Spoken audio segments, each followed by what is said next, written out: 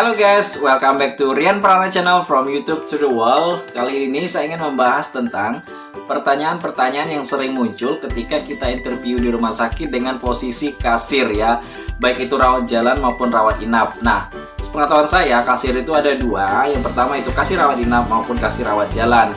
Jadi kasir ini adalah pusat di mana transaksi seluruh pasien itu dengan jaminan umum ataupun jaminan lainnya ya. Jadi di sini adalah pusat perputaran uang di rumah sakit itu mulainya adalah di kasir ya, seperti itu. Balik lagi, tapi dengan ketentuan rumah sakit SOP-nya beda-beda ya. Ada yang mungkin terpisah seperti mungkin beli obat, maka ada kasirnya. Nah, tapi kalau di rumah sakit di tempat saya bekerja saat ini itu semuanya pelayanan apapun jika ada transaksinya, apalagi khusus pasien umum, maka kita bayarnya lewat kasir rawat jalan ya, seperti itu.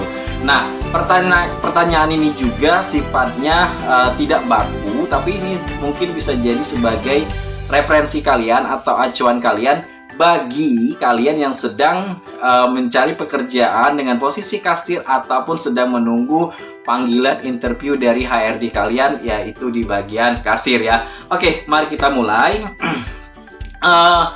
Pertanyaan ini saya sudah tulis karena saya juga tidak hafal, karena saya juga mencari referensi dari berbagai teman-teman di kasir yang lainnya, karena setelah saya lihat itu akan ada perbedaan pertanyaan ya ketika angkatan A dengan angkatan B. Jadi maka dari itu saya kumpulin mana yang yang sering muncul seperti itu ya. Oke, yang pertama itu adalah apa yang Anda ketahui tentang bagian keuangan dan accounting dalam suatu perusahaan. Nah, kasir ini itu divisinya di bawah keuangan ya.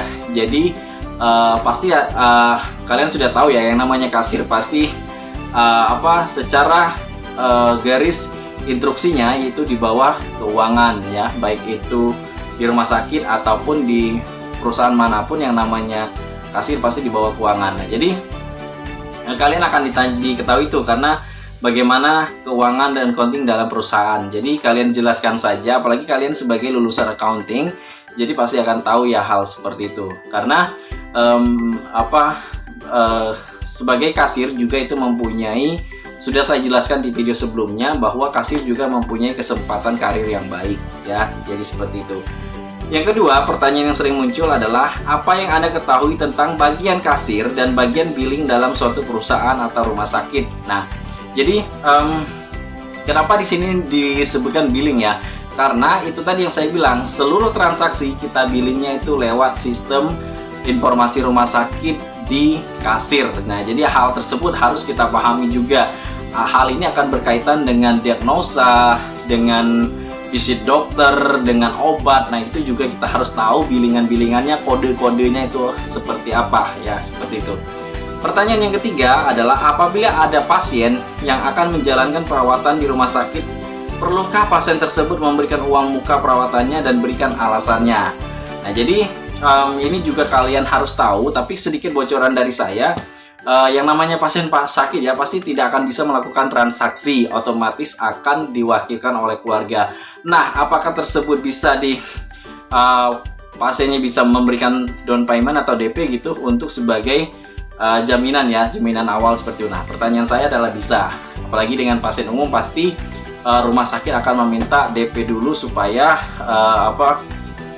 berjalannya dengan biaya perobatan tersebut ya, apalagi dengan jaminan umum ya, seperti itu. Jadi bisa kalian kembangkan sendiri sepengetahuan kalian dan cari informasinya tidak hanya di channel saya ya. Oke.